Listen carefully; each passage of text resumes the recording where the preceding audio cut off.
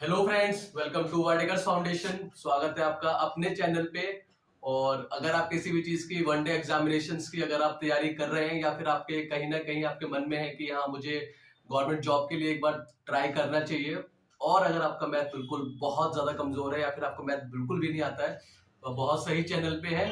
मेरे चैनल को फॉलो कीजिएगा। मैंने आपको पिछली वीडियोस में भी बताया कि मैं जो भी चैप्टर्स उठाऊंगा उसको बिल्कुल बेसिक से लेके समझा के उसको मिडिल फिर उसका हाई लेवल तक हम उसके क्वेश्चंस करेंगे। चाहे वो आपका सुपर टेट हो गया, चाहे वो आपका यूपी लेखपाल, यूपी कांस्टेबल, जो कि इसी साल अच्छी खासी अमाउंट में वैकेंसी आने वाली है। और ये भी आपको पता है कि मैथ में जिसका मैथ कमजोर है वो हमेशा कभी ना कभी थोड़े बहुत नंबरों के अंतराल से, अगर जिसका जीएस बहुत अच्छा है तो वो तो जीएस में नंबर खींच लेगा, पर मैथ अगर वीक है तो मैथ अगर वीक है तो समझिए कि आपको गवर्नमेंट जॉब लगना बहुत ही ज्यादा मुश्किल है। तो अगर आपको मैथ्स में बहुत ज्यादा समस्या आती है या आपको मैथ्स से डर लगता है तो आप बहुत सही चैनल पे, मैं आपका एक एक चीज, एक एक क्वेरी मैं आपका इस चैनल के थ्रू आपका क्लियर करने वाला हूं। अगर आपको मैथ्स बिल्कुल भी नहीं आता है तो आप प्लीज मेरे चैनल को फॉलो कीजिएगा। अब देखिए, आज का मेरा टॉपिक है रेशियो एंड प्रोपोर्शन। तो हिंदी में बोलते हैं इसको अनुपात एवं समानुपात। तो इसको हम तीन तरीके से लिख सकते हैं। लिखने के भी इसमें तरीके होते हैं। एक बार हम अपॉन करके लिख सकते हैं, दूसरा होता है हमारा हम कोलन लिख के भी हम उसको लिख सकते हैं, तीसरा होता है हम ऑब्लिक करके भी हम रेशियो वाले क्वेश्चंस को लिख सकते हैं। तो ये सिर्फ एक लिखने का तरीका है और कुछ नहीं है। जैसे हम अगर हमको दिया हुआ है अगर हमको दिया हुआ है ए अनुपात बी 2:3 है, तो हम इसको ऐसे भी लिख सकते हैं, ए अनुपात बी 2:3। जैसे मैंने कहा कि इसको दो बिंदुओं के थ्रू भी लिख सकते हैं। दूसरा हमारा ए अनुपात बी 2:3। तो ए मेरा 2 हो गया, बी मेरा 3 हो गया। ए मेरा 2 ऐसे नहीं होगा, ए मेरा 2x होगा, बी मेरा 3x होगा। वो बात की चीज है, वो मैं जब आपको थोड़े से हम मिडिल लेवल के क्वेश्चंस करेंगे तब मैं आपको समझाऊंगा। फिलहाल जो हमारा है रेशियो, आप इतना समझ लीजिए कि ए के सामने 2 है तो ए हमारा 2 है, बी के सामने हमारा 3 है तो हमारा 3 है। तीसरा तरीका इसका ए अपॉन बी ऐसे भी लिख सकते हैं, 2/3। तो पहली चीज जो मैंने भी आपको बताया कि हम बहुत ही बेसिक से क्वेश्चंस करेंगे ताकि आपको समझने में बिल्कुल भी दिक्कत ना हो। तो ये मेरा वीडियो पार्ट 1 है रेशियो एंड प्रोपोर्शन का। और पहला क्वेश्चन से आइए इसको सॉल्व करते हैं। मुझे दिया हुआ है ए रेशियो बी है 8:7 एंड बी रेशियो सी है मेरा 3:4। अब देखिए इसको कैसे सॉल्व करेंगे। पहली चीज आपको ध्यान में रखनी है कि अल्फाबेट आपको गिनने हैं, लेटर कितने हैं, कितने तरीके के हैं। मतलब देखिए ए है, बी मेरा यहाँ पे है, बी हो गया, 2 हो गए, बी मेरा यहाँ पे भी है तो इसको काउंट नहीं करेंगे। सी है तो मेरे कितने तरीके के लेटर हो गए, 3 तरीके के मेरे लेटर, या फिर आप इसको सॉरी अल्फाबेट बोलिए। मेरे 3 तरीके के मेरे अल्फाबेट हैं। तो लिखिए यहाँ पे ए लिखिए, बी लिखिए, सी लिखिए। जितने भी तरीके के अल्फाबेट है आप उसको ऐसे लिखिए। ए के सामने क्या है 8, बी के सामने क्या है 7, तो ए के नीचे आप 8 लिखिए, बी के नीचे आप 7 लिखिए। दूसरा वाला देखिए, बी कितना है 3 है, सी कितना है 4 है, तो बी के नीचे आप 3 लिखिए और सी के नीचे क्या है आप 4 लिखेंगे। पर आप ये 4 इसके साथ में लिखेंगे, यहाँ पे नहीं लिखेंगे। यहाँ पे लिखेंगे तो आपका गलत हो जाएगा, क्योंकि हमको रेशियो 2 पार्ट्स में दिया हुआ है। पहले पार्ट में ए रेशियो बी दिया है, दूसरे पार्ट में हमारा बी रेशियो सी दिया है। तो पहले पार्ट का जो हम लिखेंगे वो हम अलग लिखेंगे। और बी मेरा यहाँ पे 3 4 था तो बी के नीचे मैं 3 लिखूंगा, फिर सी के नीचे मैं 4 लिखूंगा। तो ऐसे आपको लिखने का तरीका है, ये आप जरूर समझिए, क्योंकि लिखने का तरीका आपको आना चाहिए। और दूसरी चीज ये है कि अभी तो यहाँ पे मैंने 3 लेटर का लिया है, वो अल्फाबेट का लिया है। आगे जो मैंने देखा है कि अभी मैं एग्जाम देके आया था तो वहां पे 5 अल्फाबेट का भी दिया था, तो वो सिर्फ कंफ्यूज करने के लिए होता है। बस आप तरीके समझिए। और हम उसके 4 अल्फाबेट के भी करेंगे क्वेश्चन, 5 अल्फाबेट के भी करेंगे, ताकि आप जितने भी अगर नंबर ऑफ अल्फाबेट हमारे इंक्रीज हो सकते हैं तो आप उसका क्वेश्चन कर पाए आराम से। अब उसके बाद हम एक लाइन खींचेंगे, फिर हम जैसा मैं एरो लगा रहा हूं ऐसे ही हम इसको मल्टीप्लाई करेंगे। 8 की मल्टीप्लाई करेंगे 3 के साथ, 7 की मल्टीप्लाई करेंगे 3 के साथ, और 7 की मल्टीप्लाई करेंगे हम 4 के साथ। अब देखिए 8 इंटू 3 लिखिए यहाँ पे, 7 इंटू 3, 8 3 24, 7 3 21, 7 4 28, 8 3 24, 7 3 21, 7 4 28। अब ये जो मेरा रेशियो है पहला वाला मेरा ये मेरा ए है, ये मेरा बी है, क्योंकि बी इसके नीचे आया है और सी के नीचे 28 आया, तो ये मेरा क्या हो गया, ए रेशियो बी। अब अगर आपसे क्वेश्चन पूछता है कि ए अनुपात सी बताइए या फिर ए रेशियो सी बताइए, अगर ये पूछता है आपसे, ये आपको दोनों चीजें दी हुई है और आपसे पूछता है ए रेशियो सी बताइए, तब उस केस में क्या करेंगे, पहले आप ये पूरा पैटर्न फॉलो करेंगे, फिर आप फिर आप ए बी सी का एक साथ आप रेशियो निकाल लेंगे। उसके बाद अगर ये क्वेश्चन पूछा है ए अनुपात सी, तो ए मेरा कितना है, 24 है, लिख दीजिए 24 अनुपात सी मेरा कितना है, सी मेरा 28 है।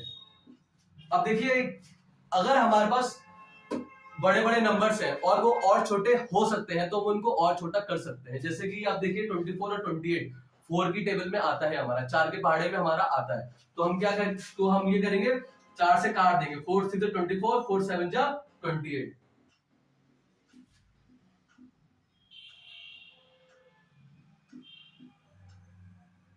तो फाइनली मेरा आंसर क्या आ गया, 6:7।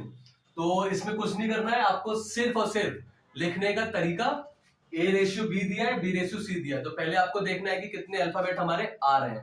अगर 3 थे तो 3 आप ऐसे लिखिए, ए बी सी जैसे भी हमको दिया हुआ है। उसके बाद पहले पार्ट में ए रेशियो बी 8:7 था, तो मैंने ए के नीचे 8 लिखा, बी के नीचे 7 लिखा। दूसरे पार्ट में मेरा बी रेशियो सी था, बी के नीचे मैंने 3 लिखा, सी के नीचे मैंने 4 लिखा। उसके बाद क्रॉस मल्टीप्लीकेशन समझ लीजिए, फिर जैसे मैंने एरो लगाया आपको मल्टीप्लाई करना है, 8 की मल्टीप्लाई 3 के साथ, 7 की 3 के साथ और 7 की 4 के साथ। 8 से 24, 21, 28 जो मेरे आए हैं ये मेरे रेस्पेक्टिव ये है,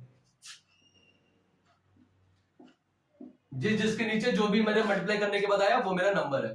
तो फाइनली मेरा ए बी सी, और क्वेश्चन मुझसे पूछा था ए रेशियो सी क्या है, तो आप ए का 24 हो गया, लिख दिया मैंने, और सी मेरा 28 था। और छोटा हो पाया तो मैंने इसको और छोटा कर दिया। दूसरे क्वेश्चन पे देखिए, इस बार मेरे अल्फाबेट कितने हैं, पहले मैं गिनूंगा, एक्स है, वाई है, यहाँ पे वाई आ गया और जेड है, मतलब 3 तरीके के ही मेरे अल्फाबेट हैं। तो आप ऐसे लिखिए, एक्स लिखिए, वाई लिखिए, जेड लिखिए। पहले पार्ट में एक्स रेशियो वाई कितना है, 4:9, तो आप एक्स के नीचे 4 लिखिए, वाई के नीचे आप 9 लिखिए। दूसरे पार्ट में मेरा वाई रेशियो जेड है जो कि 11:13 है, तो वाई के नीचे आप 11 लिखिए और जेड के नीचे आप 13 लिखिए। मल्टीप्लाई करने का तरीका मेरा ये है। अब देखिए क्या हो जाएगा, 4 into 11 रेशियो लगाइए, 9 into 11, 9 into 113, तो क्या हो गया 44, 99 और 39 जा 117, 117।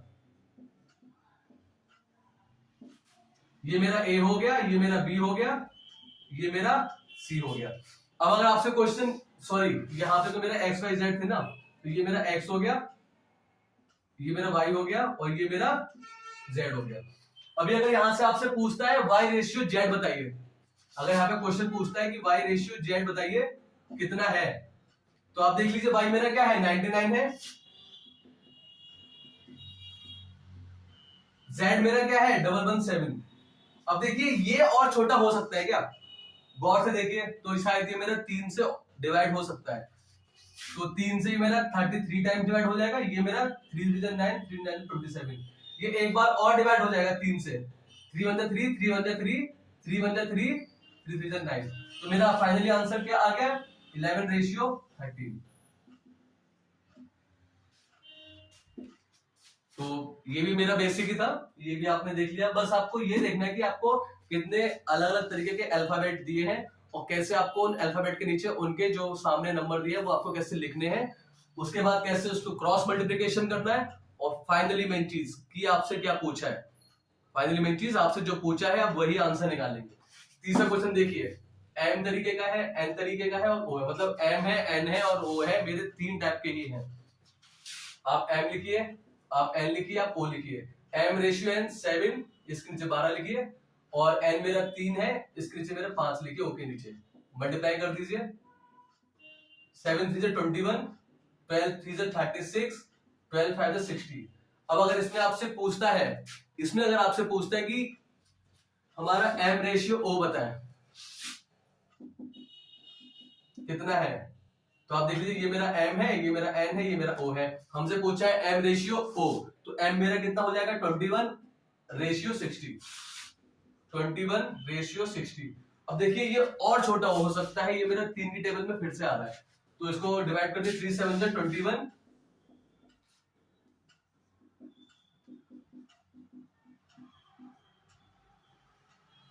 तो फाइनली मेरा आंसर कितना आ गया 7:20। तो ये बहुत ही बेसिक क्वेश्चन थे जो आज हमने इस पे किए हैं, और शायद आपको समझ में आया हो। उसके जो मेरा दूसरा वीडियो में लेके आऊंगा उसमें थोड़े से अच्छे क्वेश्चंस करेंगे, तो हमारा लेवल धीरे धीरे बढ़ता जाएगा। और ये बेसिक था। अभी इसके बाद में थोड़ा सा 4 अगर लेटर्स होते हैं तो उसको हम कैसे सॉल्व करेंगे, अगर 5 लेटर्स आ जाते हैं और उन सबके रेशियो दिए हुए होते हैं तो उसको कैसे सॉल्व करेंगे, उस पर वीडियो लेके आऊंगा। फिर जो उसके बाद जो हमारा वीडियो आएगा वो थोड़ा सा इससे हमारा लेवल ऊंचा हो जाएगा, ताकि आपको भी समझ में आएगा, और ये शायद आपको समझ में आ गया होगा, बहुत अच्छे से समझ में आया होगा।